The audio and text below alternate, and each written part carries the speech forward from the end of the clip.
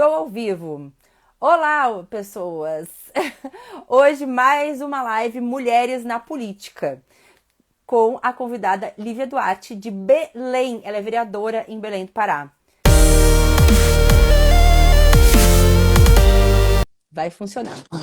Agora sim! Oi, Sabrina, tudo bem? Oi, tudo bem? Meu Deus, que Gente, correria, que onda mulher! para entrar, desce e sai, né? No Pará a gente chama de onda, esses aperreios assim que a gente passa, viu? Que onda! Mas que Mas alegria estar agora é aqui tudo contigo. certo. Tudo certo, vamos nessa. Eu que agradeço, muito obrigada. Eu sei que hoje é uma correria, mas eu te agradeço muito por estar participando da live Mulheres na Política. E eu quero que tu já comece logo te apresentando, falando de onde tu vem e o que tu estás fazendo. Meu bem, primeiro eu queria te agradecer, Sabrina, seu convite. Ah, Acho que é muito imagina. legal. Acho que a gente está em um período inaugural de política feita de várias formas.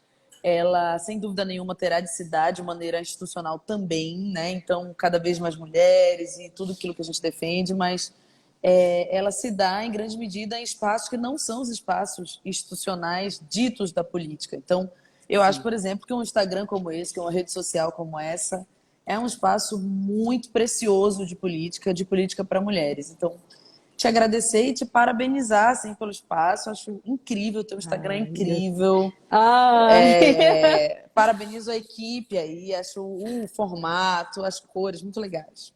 Eu Ai, sou a muito obrigada. Lívia, eu estou vereadora de Belém, na verdade, ninguém é vereadora, né? Ninguém nasce e morre vereadora, ou não deveria. Mas eu estou vereadora de Belém, estou pré-candidata a deputada estadual no meu estado, Pará. Mas eu gosto de dizer, quando falaste de onde tu vieste, né? Eu sou neta de um escravo análogo, em estado de escravidão análoga. Meu avô morreu no cativeiro, Caramba. com umas questões da escravidão que são muito próprias do Pará, existem em todo mundo, mas essa escravidão, nova escravidão, né? Escravidão análoga, essa que toma vários rumos, é impressionante. E a minha família vem de um esquema de escravidão por dívida no sul, sudeste do Pará. Meu pai foi babá de 11 famílias e entrou na Universidade Federal do Pará. Então tem um pouco a ver também com essa defesa da universidade, de como, para nós, para várias pessoas, estou vendo aqui o professor Fábio Nogueira, por exemplo, que acabou de entrar, a Zaraia, que são militantes do movimento negro. Para nós, a universidade, a educação, na verdade, é um espaço muito importante para o rompimento de um ciclo de pobreza, quanto mais. Né? E para nós mulheres, isso é muito importante de falar quando você fala de uma apresentação, por exemplo, porque os dados não dão conta de como a gente está à margem da política e de um processo de humanização, né? Um perfil muito específico das mulheres não é configurado como gente no nosso país. Então a gente precisa falar um pouquinho disso. Então eu sempre me afirmo, sou uma mulher negra, como vocês estão vendo, eu tenho a sorte e o gozo e o azar de ser lida como negra em qualquer lugar do mundo, né? Uhum. Então, eu sou uma mulher negra, tenho 3 filhos, né? Sou mãe de 2 e sou madrasta de um. Acho que é importante a gente também afirmar esse vínculo parental que são as madrastas. Acho que a gente precisa discutir isso, inclusive, Sim. mas falar de como é importante a gente falar dessa desdemonização das madrastas, né? Desse processo de repensar os vários tipos de maternagem, de como a sociedade nos empurra isso. Então, tenho 3 filhotes, e por aí vai, tá? Eu poderia passar um tempo, mas queria muito que a gente conversasse mais sobre o que a gente está aqui para conversar e dizer que é um prazer estar aqui. Então, quero agradecer a todo mundo que está nos assistindo. Fiquem conosco esses minutinhos. Eu estou aqui na antessala do planejamento do nosso candidato ao governo no estado do Pará. Então, saí para fazer a live. Depois eu te mando uma foto aí daqui que as meninas armaram. Então, a luz aqui, a Ana foi abrir a luz e ela tem um modo que é luz amarela, um que é luz branca e um que é luz de boate. Assim, não sei se vocês perceberam que uma hora ficou piscando. Mas é isso, Ai, que gente. ótimo. A A gente vida é vai se isso, virando, né? né? Exato, exatamente. Então, E aí me tô conta, aqui. Lívia, eu que agradeço muito, muito mesmo a tua participação. E eu quero saber assim, como começou a tua vida pública? Como é que a Lívia se viu política? Que eu acho que tem a ver com tudo, na verdade, né? Sim. Eu comecei a militar aos 13 anos de idade, então um pouco mais nova do que a média, a nossa média, para nós mulheres, de assumir a Aham. política, né? Fui militante, estou aqui com vários amigos e amigas que me seguem, são meus amigos de uma vida. A Irecê acabou de entrar, por exemplo, foi minha amiga e minha companheira de movimento estudantil universitário, né? Quando eu comecei a militar no feminismo especificamente. Mas sou militante desde os 13 anos de idade, comecei no movimento estudantil, dirigi grêmio, dirigi, enfim. Depois, sempre na escola pública, depois o movimento estudantil universitário e, por fim, o movimento de mulheres. Então, fundei o setorial de mulheres do PSOL, enfim, várias movimentações no sentido de mulheres.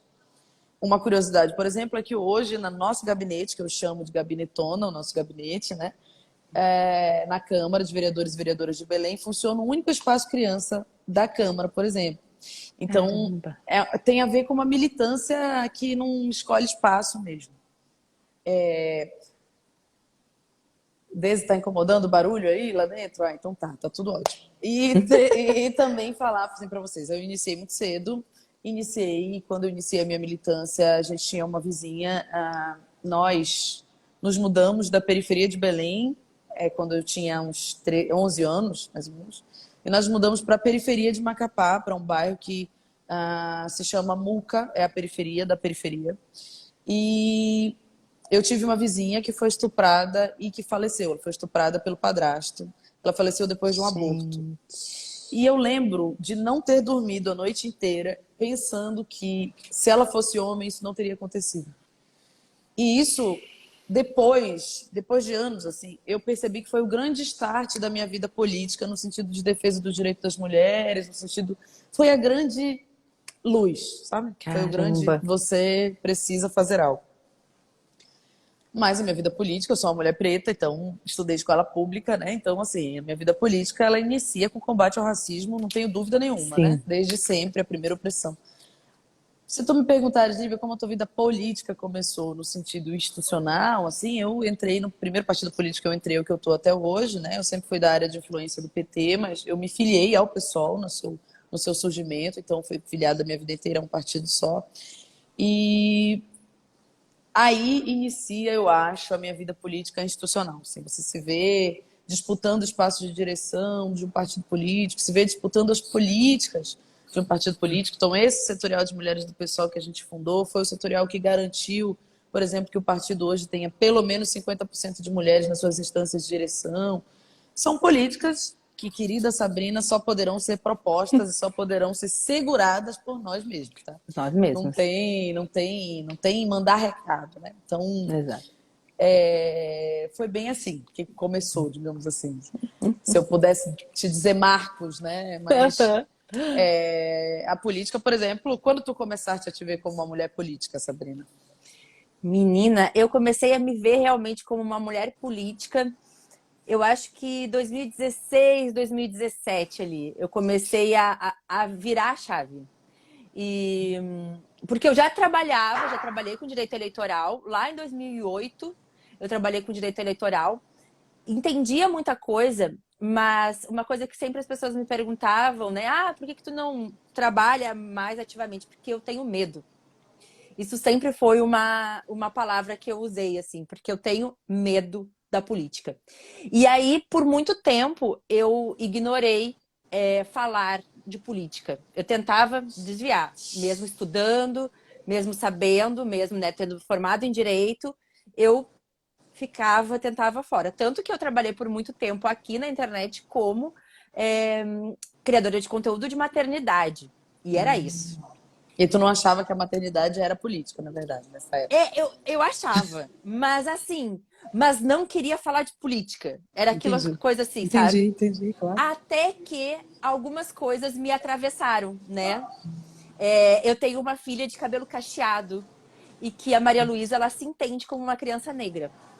Mesmo, obviamente, a sociedade nunca, sociedade brasileira, Sim, colocando ela como uma criança negra. Mas isso aconteceu porque a Maria Luísa sofreu um racismo que a gente não entendia que era racismo. sim. Eu não entendia, era uma ignorância total, porque falavam do cabelo dela. Começaram a falar, mas sim, quando o cabelo dela começou a nascer e ele era cacheado, as pessoas dizem, não, mas tu tem que torcer para que ele não seja cacheado desde o começo, que ele não seja crespo desde a Para que ele raiz. não seja ruim, né? Normalmente a pessoa fala, Isso! veja aí para Entendeu? que ele não seja ruim, tá? Porque aí tem que ser liso, não sei o que e tal. E aí eu ficava com aquilo na cabeça. Aí aos poucos aquilo foi falando, e era falado para mim, só que com ela junto. Aí Gente, aos que é o que poucos acontece. Aí aos poucos começaram a dizer, não, mas é que quando chegar na adolescência, o cabelo dela é lindo. Mas quando chegar na adolescência, ela vai querer alisar. Então isso era sempre. Até que quando Maria Luísa tinha 4 anos, Maria Luísa olhou pro espelho, eu tava do lado dela, ela disse assim, eu odeio o meu cabelo. Aquilo para mim foi assim, a pior sensação que eu podia ter. E eu disse, não, você não odeia seu cabelo é lindo. E aí eu resolvi então começar a estudar muito sobre tudo, né? Tu sabes, Sabrina, não quero te cortar, mas Não, tu pelo amor. sabes que essa coisa da maternidade, quando tu me perguntaste, eu tive três grandes marcos na minha vida, assim, de militante. Essa minha vizinha, que faleceu depois de um aborto, depois de um estupro do padrasto. Essa coisa da entrada no partido político, mas o grande marco da minha vida política foi a maternidade. O grande marco da minha vida política foi a maternidade. Eu alisava meu cabelo desde 8 anos. Minha mãe alisava desde 8 anos. Gente. E eu tenho uma irmã um pouco mais clara, então na minha família também tinha isso, né? A Uhum. outra é mais bonita, essa é inteligente e tal. Então a criança cresce com um destroçar muito ruim de autoestima. E eu cresci alisando o cabelo. Então fui essa militante toda aí e tal, mas com o cabelo alisado, tá? Eu Uhum. tenho um filho de 11 anos. Quando ele tinha 1 ano, e ele é cacheado também, né? Eu sou crespa, mas ele é cacheado, o pai é cacheado. Ele me falou, mãe, ele começou a falar muito cedo, tipo, perto de 1 ano. E aí eu sempre falava, filho, você é lindo, você é perfeito, você é demais, você é uma potência, você é isso. E aí, quando ele tinha uns 2 anos, ele me falou, mãe, se você acha meu cabelo tão bonito, por que que o seu é assim? Cara, foi um Exato. soco no meio da minha cara, assim, sabe? Foi um negócio, foi um pá! Eu falei, gente, amanhã. Eu raspei a minha cabeça, né? Foi. Depois tu procuras, aí tu vai ver que eu usei um tempo sem nada, depois eu usei um tempo Joãozinho, e depois foi deixando crescer o crespo. Mas foi a partir dele, assim. Ele me devolveu, eu acho que ele me devolveu o meu caminho de ancestralidade, assim, o meu Sim, caminho. Ele foi parado, foi interrompido, e ele foi devolvido pelo meu filho, que é preto. Então, é exato. muito importante a gente falar de autoestima das crianças, É. porque isso é uma retomada de autoestima para uma população, para a maioria da Exato, população brasileira, né? Não queria te cortar, exato. não, mas queria Não, te mas é uma dizer, verdade, é não é? verdade. Muito. Então, acho que a maternidade foi assim a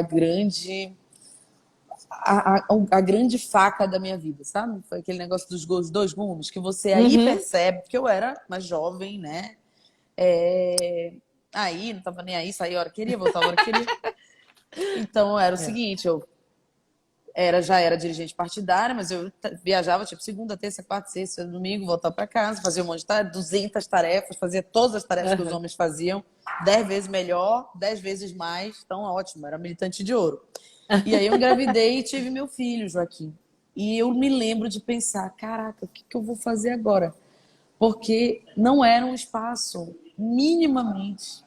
Ah, Os partidos é. políticos não são. Os partidos políticos são uma parte do Brasil, né? É partido, é uma parte, uma pequena parte.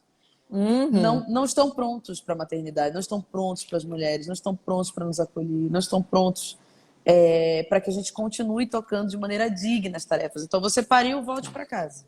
Esse Exato. é isso, entendeu? Então foi uma grande divisora assim da minha vida, a maternidade do Joaquim, que é meu filho mais velho. É muito, é demais, assim, é modificar totalmente a gente, né? A maternidade. Ih, negócio todo. A maternidade nos modifica, e eu acho que eu comecei exatamente nisso. de tudo pessoal do lado, Todas de as pessoas. pensar de pensar exatamente isso, de pensar o meu feminismo, de pensar como mudar isso para minha filha. Isso fez uma grande mudança em mim. Então, acho que eu vou te dizer assim, 2016 para cá foi quando eu me vi assim. Mas a minha mudança mesmo aconteceu em 2020 para 2021, né? Que aí foi quando eu resolvi falar de direito às mulheres, comecei, fiz uma pós e aí aos poucos eu comecei a entender que a gente precisa de mais mulheres em vários lugares. E o Mulheres na Política nasceu de uma ansiedade minha, né, de uma vontade de ver mais mulheres no mercado de trabalho e entender que através das mulheres na política também que a gente consegue fazer com que mais mulheres estejam no mercado de trabalho, né? Porque por É, políticas públicas, né? Enfim, é por tudo isso. por políticas públicas até, Sabrina, eu acho que daqui a um tempo a gente vai ter que começar a pensar em políticas públicas para aquelas que nunca estarão no mercado formal. Uhum. Então, a gente vai precisar pensar o mercado de trabalho também, incluindo a maternidade nele. A gente vai Isso. começar a pensar que um trabalho que é 24 horas por 24 horas, que não acaba nunca, né? Uhum. Eu chego em casa às vezes 11 horas e aí É. começa o meu turno mãe, né? Que é um Muito. trabalho que não acaba nunca. E a gente vai ter que começar a pensar como é que a gente se estrutura, as juristas do Brasil, as parlamentares, as ativistas, como é que a gente se estrutura para começar a pensar esse novo formato de cobrança a respeito dos direitos das mulheres trabalhadoras, que aí desde Isso. quando a gente está falando de Revolução Francesa, né, a gente fala Uhum. de um processo de pertencimento de direitos que é dado, né, e que é dado no sentido de que é uma transformação, mas que eu acho que a gente cria, mesmo nesses espaços, verdadeiros estatutos da desigualdade à mulher, sabe? Então, Uhum. mesmo quando a humanidade dá passos no sentido civilizatório, as mulheres têm um espaço de isolamento e de constrangimento por fora do direito muito alto. E as mulheres negras, sobretudo. Então, o Uhum. peso não é igual. O peso não é a Nem um mesma pouco. coisa, né? Eu tenho feito uma espécie de coalha, assim, nos lugares onde eu tenho falado, e peço para que as pessoas levantem as mãos, aquelas que conhecem mulheres que criam sozinhas seus filhos e netos. Obviamente, todas as mulheres levantam as mãos. Sim. E a segunda pergunta é: quantas mulheres brancas vocês conhecem? Quantas mulheres pretas você conhece sendo mãe solo? Uhum. Onde tem mais, assim, né? E também é quase 100% as mulheres negras. Então a gente precisa pensar um retrato de economia e mesmo de feminismo, tá? Que vá para Uhum. além do feminismo liberal, que diz que você pode ser o que quiser, que não é bem verdade. Você só pode ser o que você quiser se você tiver uma estrutura, se você tiver condições disso, se você tiver políticas Uhum. públicas para isso, se você tiver direitos garantidos para isso, né? Ninguém pode ser o que quiser quando Exatamente. você não tem opção para isso. Mas também que discutam, o feminismo que discuta a economia nesse sentido, a economia real do povo brasileiro, que é a economia, em grande medida, formada, fortalecida pelo povo preto, indígena, né? Uhum. Em Belém, por exemplo, não haveria como falar de economia sem falar da população de Belém, que é uma população preta, mesmo os que Exato. não, né, os que têm dificuldade de se reconhecer. Uhum. Sim. Mas e aí me responde uma coisa. Que a gente está falando assim, né, da tua trajetória política. O que te fez te candidatar a primeira vez? Como é que tudo isso aconteceu? Então, foi um Qual foi a processo virada de de chave? convencimento. Eu não sei se a chave virou até hoje, para te dizer a verdade, tá? Foi um processo de convencimento. Um coletivo político decidiu que era o momento, que era o melhor perfil, que era a melhor formação, enfim, mas que era a melhor chance que a gente tinha, digamos assim, né? Porque já vinha do movimento social, não era uma candidatura inventada de mulheres, digamos assim, Sim. mas não é um lugar. Eu gosto muito do movimento popular, do movimento de rua, do movimento de mulheres. Eu gosto muito de organizar a rua mesmo, assim. E o parlamento é um lugar muito frustrante, muito Uhum. frustrante.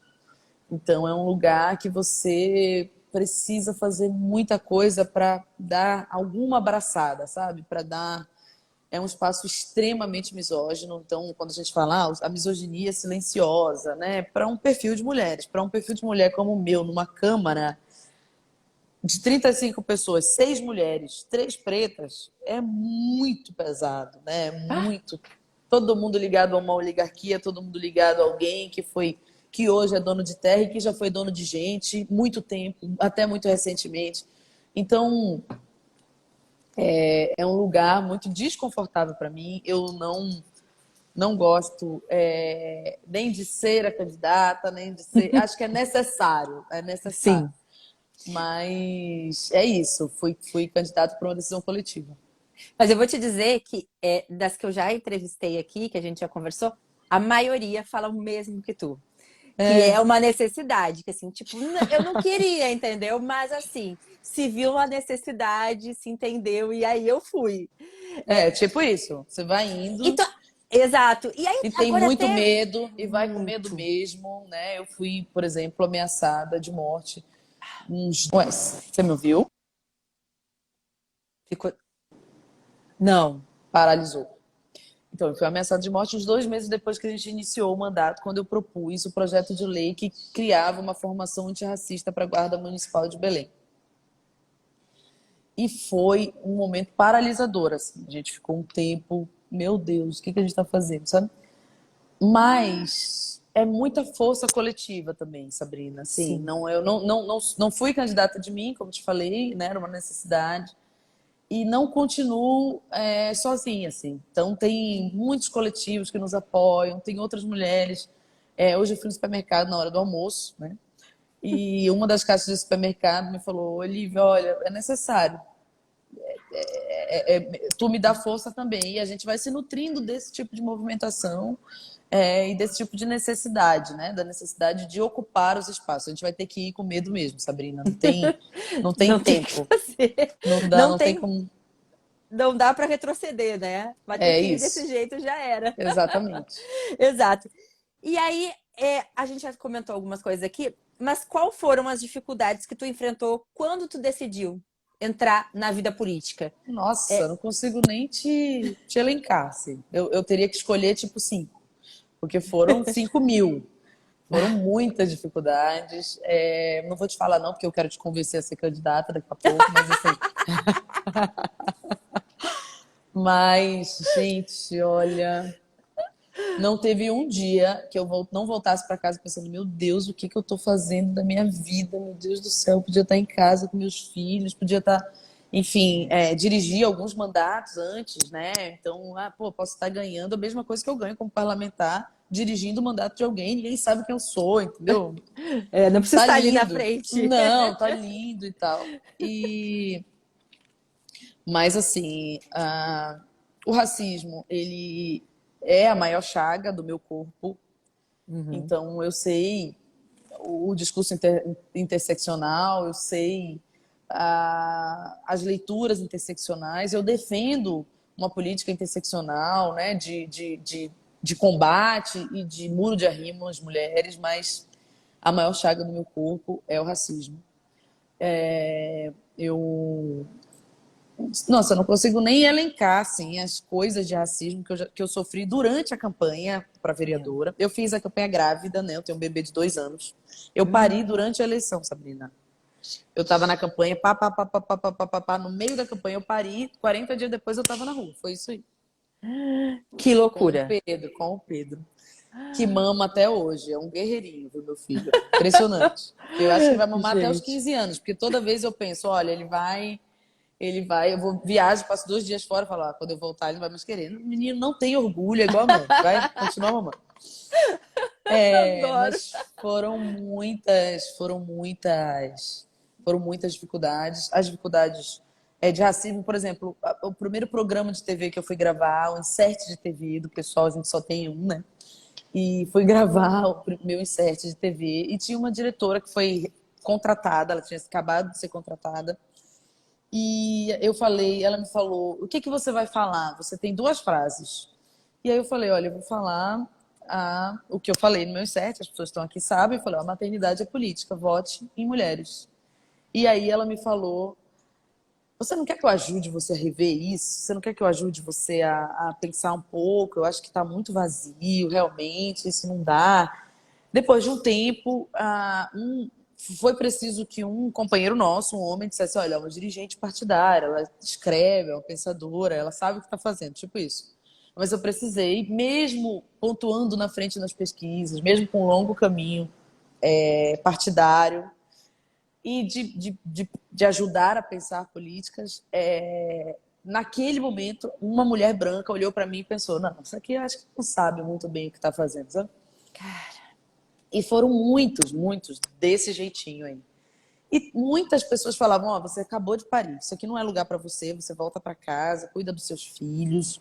Política não é para esse momento, política não é. Você tem um bebê pequeno, então a sociedade precisa que você cuide dessa criança. Essa criança foi delegada a você. E eu sou casada, tenho um marido, né, gente? Assim, Sim, eu não né? fiz sozinha essa criança, entendeu? As pessoas nunca falaram para o meu companheiro, por exemplo, volte para casa. Nunca. E Exato. ele também é do meio político. Nunca ninguém disse: onde estão teus filhos? Sim, como Uhum. é que está o Pedro? Não. Era sempre para mim, né? Com quem ele ficou? Uhum. Onde está? Sempre. Será que não vai parar de mamar? Olha, eu acho que isso faz mal, viu? Acho que não se dá, sei lá, todo tipo de coisa. Então, sem dúvida nenhuma, foram as maiores dificuldades assim políticas que eu enfrentei. Fora de Uhum. grana, né, Sabrina? Assim, então, as estruturais Sim, de uma isso que candidatura de eu ia mulher até te preta comentar isso, que assim, se tu. acabou de se É. dizer. Gente, foi o caos, assim. Então, vários homens. A gente já concorreu a várias eleições, eu preciso continuar o meu trabalho e tal. Coisas assim. Que foi uma briga muito grande, assim. Mas eu acho que tudo. Acho que entre mortos e feridos todos se salvaram. Mas É. foram muitas dificuldades. E assim, e até mesmo quando quando a gente trata de candidatos, né, da diferença dos partidos, quando se trata de candidatura feminina e masculina, existe? O que que tu Não, vê? totalmente, totalmente. A gente tem no PSOL, a gente tem uma política que foi aprovada honrosamente no meu período de direção da setorial de mulheres e depois da executiva nacional do partido, que estabelece camadas de prioridade. Então, no Uhum. PSOL, nós cumprimos isso antes da decisão, por exemplo, do tribunal em fazer um direcionamento de verba de fundo eleitoral para mulheres. A gente já fazia isso antes. Mas a gente tem camadas de prioridade. Então, mulher é uma camada. Mulher preta é uma camada. Mulher LGBTQIA+. Mulher parlamentar preta LGBTQIA+. A gente tem camadas que obrigam, digamos assim, o financiamento por fundo. Agora, o financiamento que chega às doações, Hum. o financiamento político de outras candidaturas. Então, eu tive âncoras, por exemplo, políticas, né, que me falavam: olha, você não vai conseguir, mas fica tranquila que tudo vai dar certo. Você tenta mais um pouquinho e talvez você consiga. Mas tem fulano que sei lá, tá não sei quanto tempo aí, o cara até muito bom, esse tipo de coisa. E essa medida política das mulheres, ela é menor, como eu estou te falando, em qualquer partido político, inclusive no meu. Uhum. Então, é uma luta mesmo, Sabrina. Impressionante, assim, né? É uma luta que não tem dia para acabar, mas que a gente precisa continuar nela, precisa continuar forte. Exatamente. Agora, que aí tu já comentou alguma coisa, quais foram as dificuldades depois de de tu ter te elegido? Ah, Como chegar, assim, aí eu já vou juntar uma outra pergunta. E também a recepção dos homens que já estavam na Câmara ou que estavam ali, como é que isso aconteceu? ó, vou te falar, vou resumir com uma coisa. Eu fui barrada na Câmara de Vereadores e Vereadoras de Belém no dia da minha posse. Então, eu fui entrar para tomar Gente. posse. O porteiro, que também é preto, me falou: senhora, aí é só para eleitos e eleitas. E eu falei: meu amigo, eu vim aqui tomar posse, eu tô eleita, sou a segunda mulher mais votada desse negócio aqui. E aí ele me falou: vereadora, me perdoe, a senhora não tem cara de vereadora. Ouviu? A Pô, senhora não tem cara de vereadora. Então, as dificuldades foram muitas no sentido de que é também uma atuação muito de fissura, viu, Sabrina? Assim, minha atuação não é uma atuação, quem conhece, das mais em cima do muro, não. Então, Uhum. estamos aqui para fazer alguma coisa, né? Senão eu estava em casa. E nesse sentido, no sentido de fissurar, é muito difícil, assim, o cotidiano é muito difícil. Então, por exemplo, a diretora legislativa já me falou uma vez que eu queria criar um programa de noções básicas da Lei Maria da Penha na educação infantil. E ela me falou, olha, você não pode fazer isso porque a gente já tem o Dia da Mulher. Eu falei, não, mas não é a mesma coisa. Ela me falou, Lívia, deixa eu te falar, a gente já tem muita lei desse tipo aí. Então, entende? É uma batalha jurídica para que você consiga apresentar o projeto. Não é que ele não foi Gente. aprovado, é que você consiga apresentar o projeto. E aí, depois disso, você trava a guerra política, né? Dos homens que são homens e que pensam igual a ela. Então, assim, é Uhum. muito difícil, muito difícil. Sim. As dificuldades todas são no sentido de que a gente consiga estabelecer a política, né? Então, fazer a política que a gente acredita é muito difícil, muito Uhum. difícil. As vereadoras, por exemplo, a gente tem outras vereadoras que já eram vereadoras desde do último pleito, mas assim, são poucas ligadas às causas de mulheres, né? A gente tem 6 em Belém. Eu diria que 3 são ligadas. 4 Uhum. às pautas de mulheres, né? Então você tem 30 homens e uma mulher defendendo, por exemplo, que todo tipo de barbaridade que você possa imaginar. E aí você tem 4 mulheres na contramaré disso. É muito complexo, é muito difícil, muito, muito difícil. Mas estamos aqui na luta. Sim, mantendo, né? Mantendo. Vamos, é aquela coisa, né? Vamos continuar nessa Vamos continuar. luta.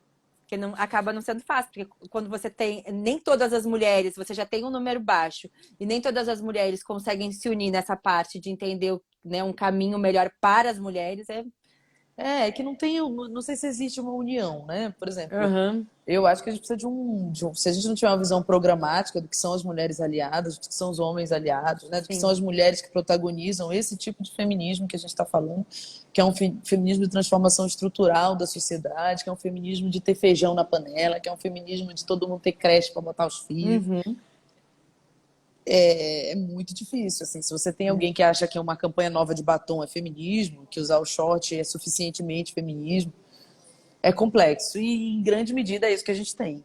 Então, Exato. são muitas dificuldades, mas também as dificuldades, esse tipo de dificuldade, as dificuldades políticas, elas são, para mim, muito Hum. incentivadoras, né? Eu Sim. sempre fico, meu Deus do céu, agora que eu não posso sair daqui mesmo, tipo isso. Uhum. A gente tem que trazer outras, né? Tem que trazer Sim. outras, para continuar fazendo a luta. Sabrina, as E meninas estão me falando aqui que a gente está com um tempinho. o tempinho quase acabando, né? Eu já sei. Então É, eu vou rapidinho aqui e aí a gente já termina. Tu achas? Aí eu vou juntar duas perguntas. Que temos mais mulheres participando da política do Brasil e se é importante a representação das mulheres no poder. então, as duas perguntas têm respostas muito parecidas, né? A gente precisa Uhum. ocupar tudo. Ocupar Sim. tudo com esse sentimento, ocupar tudo com quem tem compromisso, ocupar tudo, enfim. Eu acho que sempre que as mulheres ocupam, elas fazem a diferença. Uhum. Mas a gente precisa. Quais são as mulheres, né? É para todo mundo? Nem sempre. Então, importantíssimos. Os espaços de representação a gente precisa tomar.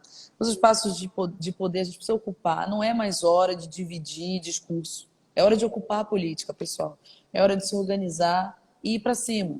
Porque ninguém vai dar nada para a gente. A história da humanidade é feita de momento de retirada dos direitos das mulheres. Então, a gente precisa se organizar e estar cada vez mais ali apontando o rumo, né? E discutindo com aliados também. Há homens aliados. A gente Sim. precisa saber, e precisa saber que às vezes nessa aliança a gente consegue mais direitos do que com uma mulher super conservadora, por exemplo, e a serviço de uma pauta masculina.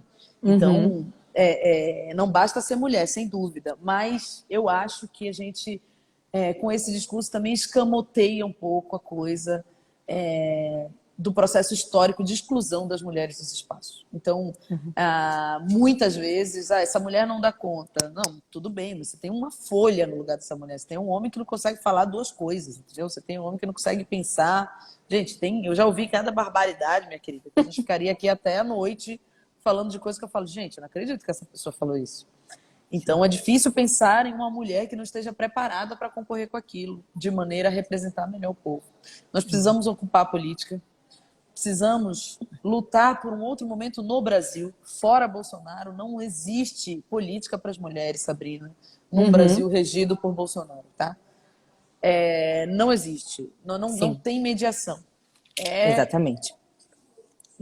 Derrubar Bolsonaro, no meu caso, com Lula no primeiro turno, para que a gente consiga pensar em uma outra política.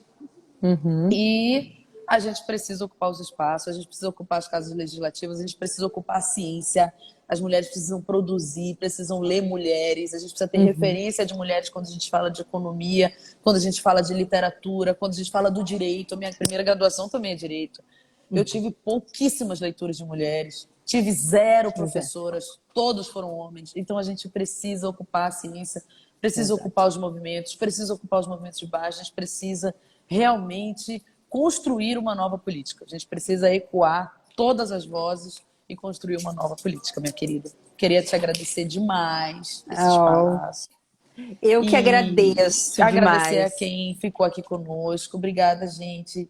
A quem nos assistiu, a quem contribuiu aí. Não deu nem pra gente abrir as perguntas, mas realmente as meninas estão me chamando aqui. Vem, a tua vez. Então, assim, ó, eu já te agradeço muito, muito, muito. Agradeço todo mundo que tá aqui. E eu só quero um recado final para essa galera toda que tá te assistindo, a galera que tá aqui te assistindo e que ainda vai te assistir. Bom, meu recadinho para as novas gerações é: meninas, levantem-se. Levantem-se. Vistam o que vocês quiserem vestir, mas levantem-se contra um sistema que ele não é só roupa, não é só batom, não é só eu fico com quem quiser. Também é liberdade, a nossa liberdade, o que é pessoal é público. Nos ensinaram muito tempo que o que é pessoal fica em casa, mas o pessoal é público. Nenhuma mulher pode ser violentada, nenhuma mulher pode ser estuprada porque está dentro de casa e ninguém mete a colher.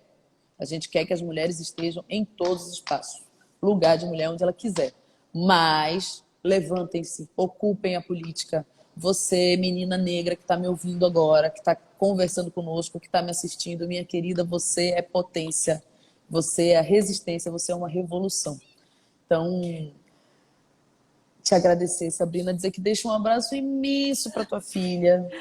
Muito obrigada. E para que vocês consigam discutir esse Brasil de 500 anos de opressão às mulheres, inclusive na sua autoestima, na sua beleza, no seu padrão, que não é o mesmo, nós não temos um padrão.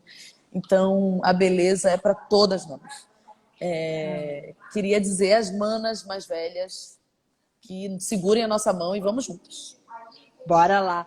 Muito obrigada, muito obrigada. Eu sei que foi corrido pra caramba, mas eu te agradeço muito mesmo. E foi uma honra ter conversado contigo. Galera, muito obrigada. E pra galera que tá aqui também, muito obrigada por terem participado. Amei, mesmo tendo sido rápido, mas foi assim, ó, maravilhoso, muito maravilhoso.